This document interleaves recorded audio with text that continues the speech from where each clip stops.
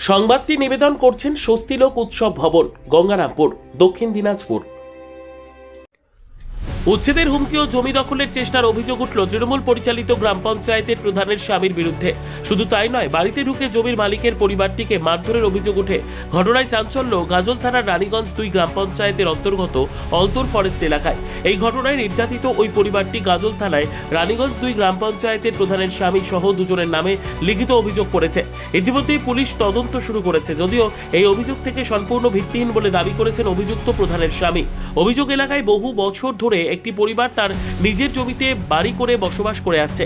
কিছুদিন যাবৎ তৃণমূল পরিচালিত রানীগঞ্জ 2 নম্বর গ্রাম পঞ্চায়েতের প্রধানের স্বামী লিটন বিশ্বাস ওই পরিবারটিকে উচ্ছেদের হুমকি দিচ্ছিল।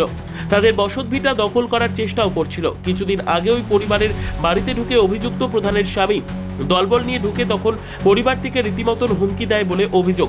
পরিবারের নির্যাতিতা গৃহবধূ জানান, লিটন বিশ্বাস তার স্বামীকে বাড়িতে ঢুকে মারধর করে। তখন তার স্বামীকে বাঁচাতে গেলে তাকেও মারধর করা হয়, তার গায়ে হাত দেওয়া হয়, শ্লীলতাহানি করা হয় বলে অভিযোগ ওঠে প্রধানের স্বামীর বিরুদ্ধে। নির্যাতিতা গৃহবধূর বক্তব্য, বহু বছর ধরে তারা এই এলাকায় বসবাস করছে। অভিযোগ সম্পূর্ণ ভিত্তিহীন বলে দাবি করেছেন রানীগঞ্জ 2 নম্বর গ্রাম পঞ্চায়েতের প্রধানের স্বামী লিটন বিশ্বাস।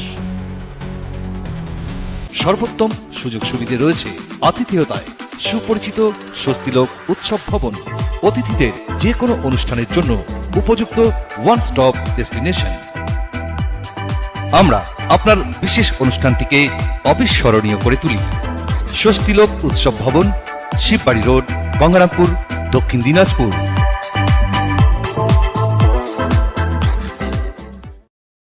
এখানে আমাদের বিগত 70-80 বছরের জায়গায় ঘর ছিল, সেটা আমরা রিপেয়ারিং করছিলাম। তো অনেকদিন থেকেই এই রানীগঞ্জ 2 এর যে প্রধান, সে রানী বিশ্বাস, তার স্বামী, সে একজন জমির মাফিয়া।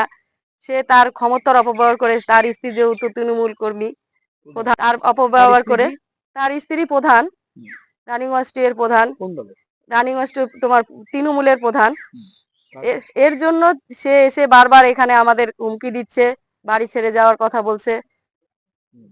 তো আমার শ্বশুর মশাই এই জায়গার উপরে করেছে বন্টনামা, তবু তারা মানছে না। আমরা জানি না তার কি আছে, শুধু আমাদেরকে এখান থেকে সরিয়ে দেওয়ার হুমকি দিচ্ছে, আমার স্বামীকে প্রাণে মারার হুমকি দিচ্ছে। তারা এসেছিল, এসে আমার স্বামীর উপরে চড়াও হয়। সেখানে আমি গিয়ে বাধা দিতে আমাকে ধাক্কা দেয়, আমার শাড়ি ছিঁড়ে দেয়, আমার মানে শ্লীলতাহানি করে। আমি পড়ে গিয়ে, এটা লিটন বিশ্বাস, আমি পড়ে গিয়ে আমার মাথায় আঘাত লাগে। নিরাপত্তা নেই। আজকে রাতে ঘুমাচ্ছি, সকালে এসে যা বলছে যে জায়গাটা তোমার নয়, জায়গাটা আমরা নিয়ে নিয়েছি। আমরা খুবই আতঙ্কে আছি, আমরা কোথায় যাব? সত্যি নয়, এটা সম্পূর্ণ ভিত্তিহীন।